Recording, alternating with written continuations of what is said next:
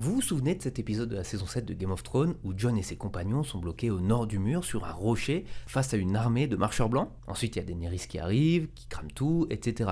Est-ce que vous vous souvenez du fait que tout le monde a dit qu'elle était arrivée en seulement 20 minutes et ça avait fait beaucoup jaser quand même sur internet à l'époque, même encore maintenant? Eh ben sachez qu'il y a une communauté Reddit hyper engagée et hyper experte apparemment de tous ces sujets-là qui a réussi à déterminer combien de temps réellement Daenerys a mis à arriver. Et croyez-moi, c'était pas juste 20 minutes. Je vous explique. Bon, pour récapituler, Jon Snow était parti au nord du mur avec le limier, Tormund, Beric Dondarrion et d'autres compagnons pour capturer un marcheur blanc et le ramener comme preuve à Cersei. Moyennement brillant, et en plus de ça, ils se sont retrouvés coincés comme des golemons sur un caillou entouré de marcheurs blancs. Du coup, Jon a envoyé Gendry courir à Fort-le-Vent pour envoyer un corbeau à Daenerys, à Père Dragon qui se trouve de l'autre côté du continent. Et là, tout le monde a crié au scandale, parce que d'une scène à l'autre, il ne semble s'écouler que quelques secondes. Donc visuellement, il y a eu une cassure, forcément, parce qu'on sait déjà qu'ils étaient à plus de 8 heures de marche de Fort-le-Vent. Donc Gendry l'a pas couru juste comme ça. Et heureusement qu'on a les fans sur Reddit qui ont fait des calculs. En estimant la vitesse d'un corbeau à environ 50 miles par heure, le vol jusqu'à Père-Dragon prendrait déjà au minimum 2 jours. Heureusement, les dragons volent bien plus vite. Daenerys pourrait donc arriver en un peu moins d'un jour supplémentaire, entre 13 et 15 heures. Le tout en comptant aussi sur la course de Gendry qui lui aurait pris entre 8 et 12 heures, ce qui donne au total entre 3 et 5 jours, pendant lesquels Jon et sa bande étaient coincés sur ce rocher dans le froid arctique. Et ce qui confirme ça, c'est que notre prêtre est mort de ses blessures après une nuit ou deux d'agonie. Et preuve en est que son corps est bleu et complètement dur, comme on peut le voir. Mais une deuxième chose qu'il confirme, c'est que le lac a eu le temps de regeler, ce qui montre que l'ellipse temporelle existait vraiment, mais qu'elle a été juste ultra mal emmenée. Le réalisateur, Alan Taylor, l'a même reconnu en interview. Il savait pertinemment que le timing était flou, mais il a misé sur ce qu'on appelle les impossibilités plausibles. Et sa justification pour amener ça, c'est que personne ne se plaint qu'un dragon fasse la taille d'un Boeing 747.